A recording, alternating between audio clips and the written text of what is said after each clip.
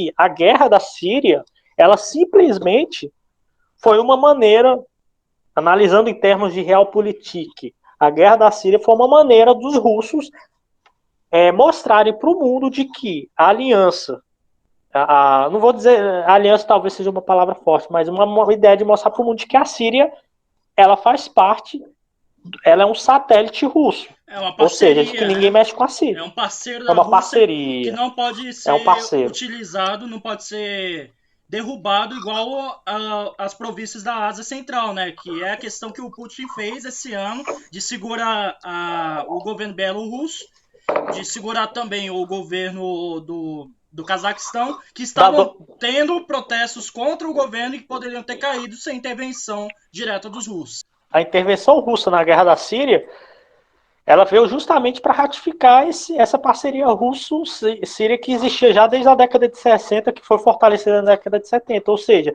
só que o curioso é porque vocês devem ter acompanhado que durante a guerra da Síria, eventualmente a Força Aérea Israelense sobrevoava o espaço. E o pessoal se perguntava, cara, como é que nenhum avião israelense foi abatido por esse sistema? É porque essas defesas antiaéreas são operadas pela Rússia. E há um acordo, não é um acordo oficial, mas é uma questão de diplomacia. Israel se comprometeu a atacar somente as posições sírias e iranianas, e não as russas. Tanto é que Israel, antes de atacar a Síria, avisa os operadores dessas baterias antiaéreas russos de que eles vão atacar. O que os russos fazem? Desligam o sistema. Por quê? Porque Israel não quer se indispor com a Rússia e a Rússia não quer se indispor com Israel. Porque para a Rússia é o seguinte, olha, o problema entre Síria e Israel é um problema entre Síria e Israel. Eu não estou no meio. É aquela coisa. Por isso que eu acho que não chega a ser uma aliança total. Porque se fosse aliança total, a Rússia abraçaria, defenderia a Síria de todos os tempos. Mas, ao mesmo tempo, é uma aliança. É e não é uma aliança. É por quê? Porque o objetivo da Rússia é o seguinte: manter o Assad no poder. Conseguiu manter o Assad no poder? Conseguiu. Agora, se Israel ataca uma, duas, três, quatro vezes, cara, pode atacar, mas mantém o Assad no poder. E esse jogo de correspondência entre Síria, Rússia, Israel é algo que é perceptível. É perceptível. Todo mundo sabe que quando Israel vai atacar, Israel avisa com antecedência os operadores das baterias antiaéreas sírias, russas, na verdade, que são russos. Fala, ó, a gente vai atacar aí, mas a gente vai atacar A, B, C. Desliguem as baterias. Israel vai lá, ataca e volta. E ponto final. A Rússia, como a Rússia não quer ter mais problemas, porque já tem demais, né? O que a Rússia faz? Velho, o nosso único objetivo é garantir o Assad aqui no poder. Agora, se um dia vocês quiserem derrubar o Assad, aí o bicho vai pegar. Então, assim, na verdade, é uma aliança, mas não é aquela questão tão fraternal de que qualquer tiro que vocês derem contra a Síria, vocês estão atirando contra nós. Não, vocês podem atirar contra a Síria. Agora é o seguinte, não derrubem o Assad. É isso. Por quê? Porque o Assad é importante para a Rússia. Porque o Assad é aliado da Rússia no Oriente Médio. E outra coisa, a Arábia Saudita, os países do Golfo e o Iraque praticamente são aliados dos Estados Unidos, né? O Egito também. Então a Rússia precisa ter um aliado no Oriente Médio e nada mais conveniente do que manter um aliado antigo, que é a Síria, né? Tanto é que uma curiosidade militar: a Síria está entre os 5 países do mundo com maior frota de tanques de guerra. E grande parte desses tanques de guerra são tanques de guerra da era soviética e tanques de guerra russos. Então, assim, a artilharia mecanizada síria era uma das maiores do mundo, construída graças aos esforços dos soviéticos, que depois foram substituídos pelos russos. Então, assim, a guerra civil na Síria foi praticamente um jogo de interesse, porque você tem aquela oposição que todo mundo achava que queria democracia, mas praticamente ela era patrocinada pelos Estados Unidos do Barack Obama e da Hillary Clinton. Por pouco eles não derrubaram Assad. Em 2015, a guerra começou no final de 2011. Em 2015, a Rússia interveio e falou: ó, a gente vai entrar na guerra. Tanto é que a Rússia estava atirando mísseis balísticos lá do Mar Negro, da sua frota no Mar Negro, mísseis balísticos que tinham um grau de erro de 3 metros. Ou seja, os caras lançava um míssil do Mar Negro, a margem de erro era de 3 metros. Gente, pode ser margem de erro de 50 metros, o míssil ia destruir do mesmo jeito. Então, assim, a Rússia começou lançando esses mísseis. Depois a Rússia entrou com tudo. Os Estados Unidos não podiam fazer nada. Os Estados Unidos iam peitar a Rússia para quê? Sendo que eles já sabiam de antemão que a Síria já era curral da Rússia. Então, com a entrada com a entrada da Rússia no conflito, aí o jogo vira. Porque se a Rússia não entrasse, provavelmente o Assad, eu sei que isso é difícil falar em termos de historiografia, a gente não pode fazer uma história contrafactual, mas muito provavelmente o Assad poderia ter o mesmo destino do Gaddafi. O Gaddafi morreu porque não tinha aliado, mas de 2011 até 2015, o Assad estava por um fio. Quando a Rússia entra, ela entra com tudo, e aí o jogo vira. O Assad auxilia os sírios tanto pela via naval, como pela via aérea e até mesmo pela via terrestre. Isso faz com que os sírios ganhem nos dois frontes, no fronte contra o Estado Islâmico e no fronte contra o Exército Livre, que era aquela tendência secular da oposição síria, né? E isso dá um novo ímpeto para as Forças Armadas sírias. Por quê? Porque até 2015 a moral do Assad estava lá embaixo. Com a entrada da Rússia, os sírios vão gradativamente recuperando. No caso, o exército sírio do Assad gradativamente vai recuperando. Ora essa, se a Rússia entra e consegue segurar o Assad no poder, o Assad tem uma dívida política com a Rússia. Então, esse envio de voluntários, que eu acho muito suspeita essa palavra voluntário, porque eu não sei que tipo de árabe se voluntaria para poder morrer no frio. Não que a Síria seja muito quente, mas assim, não entra na minha cabeça isso, sabe? Mas é praticamente uma dívida, uma dívida política. O que acontece? É aquela questão de alianças. Você, querendo ou não, você tem uma aliança aí que foi reforçada com a Guerra Civil Síria, uma aliança entre Damasco e Moscou. Que não fossem os russos, a Guerra Civil na Síria o Assad já estaria enterrado. A gente não sabe o que teria na Síria hoje. A intervenção da Rússia mudou o jogo. Os sírios, o exército do Assad ganhou, praticamente a guerra não está oficialmente acabada, mas assim, praticamente todo mundo sabe que o Assad não vai sair tão cedo. Mas essas vitórias do Assad sobre o Estado Islâmico e sobre a oposição, elas foram principalmente motivadas pela intervenção russa, né? E sem contar também de que as Forças Armadas sírias, elas voltaram a ser, elas estão sendo abastecidas novamente pela Rússia. As baterias que os sírios usam é o S-400. Só que aí é aquela questão, né? Quem opera essas baterias são os russos, né? Mas assim, os tanques de guerra são russos também, né? Porque sem contar que há um boicote, né? Depois da Guerra Civil, a Síria se tornou aí um dos principais países a serem boicotados, principalmente na venda de armamentos, por conta das denúncias que o governo Assad tem recebido sobre violação aos direitos humanos, né? Mas assim, o fato é que grande parte da Força Aérea Síria é MiG, são caças MiG, são caças que remontam à época soviética, que agora são russos, né? Então, assim, essa participação da Rússia foi definitiva para a vitória do Assad contra os rebeldes, né? E, obviamente, o Assad agora, detalhe que a Síria foi um dos poucos países a apoiar a Rússia na invasão à Ucrânia, né? A Síria, Venezuela, Coreia do Norte e acho que Cuba, se não me engano, né? E, pois é, então, assim, na verdade, essa participação síria, essa participação russa não é de hoje. O, quem, quem, quem estuda a história do Oriente Médio, principalmente a história do século XX, entende que a Síria e a Rússia têm uma parceria muito forte. Né? Não chega a ser uma parceria fraternal e cultural e religiosa como há entre Estados Unidos e Israel. Porque, assim, para muitos americanos que defendem incondicionalmente Israel não é somente um aliado dos Estados Unidos, Israel é uma promessa bíblica. E como grande parte dos americanos, da política americana, ela é muito fortalecida pelo eleitorado protestante, né? Pelo eleitorado protestante. Então eles veem Israel não somente como um aliado político, não, mas no caso da Síria é um aliado político um aliado político e militar da Rússia, né? Ou seja, há essa parceria, né? Então assim, simplesmente a participação da Síria, a participação da Rússia na guerra da Síria foi uma ratificação do que já se sabia antes, foi uma maneira de provar. E detalhe, outra coisa muito importante, quando entra a administração Trump, aí praticamente a Rússia ela se garante. Por quê? Porque quando entra o Trump no poder, as pessoas criticam o Trump. O Trump tem mil e um. Ele tem.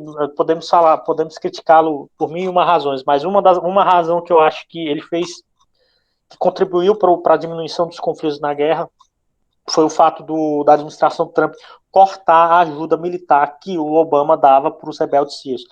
Ora essa, os russos entraram, estão ajudando os sírios, e agora os rebeldes pararam de ser alimentados pelas armas dos americanos. Obviamente o Assad ele vem com tudo, né? Porque você praticamente o Assad, se até 2015 o Assad estava por um fio, de 2015 em diante, o Assad é a hora e a vez dele. Por quê? Ele tem um apoio da Rússia, que vem com tudo. A Rússia, eu acompanhava os bombardeios russos, os russos simplesmente destruíram o Estado Islâmico de tudo que é jeito, né?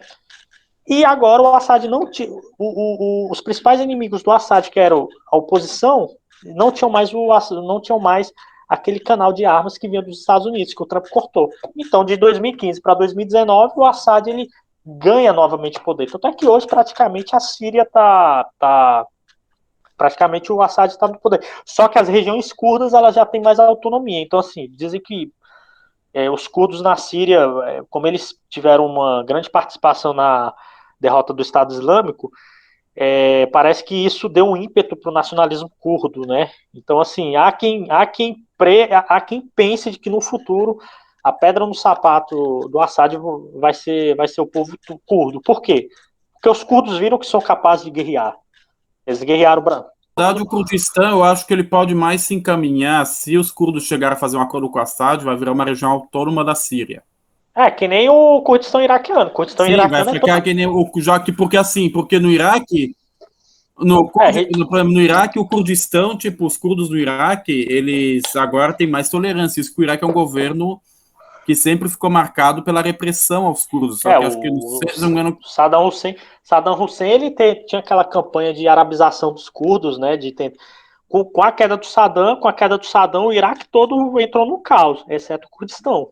Então, assim, gente, eu não sei se eu fui tão claro, porque são tantos dados, são tantas coisas. A gente está tentando falar aí de uma história de pelo menos 70 anos de aliança entre aliança não, de parceria entre Síria e Rússia, né? O que a gente tem que entender é que com a década de 70 essa parceria ela é fortalecida. E a prova desse fortalecimento é o próprio armamento sírio usado na guerra do Yom Kippur contra Israel, que era um armamento basicamente de origem russa.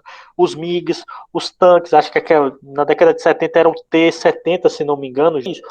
Com a guerra civil da Síria, praticamente essa parceria entre Moscou e Damasco ela é fortalecida.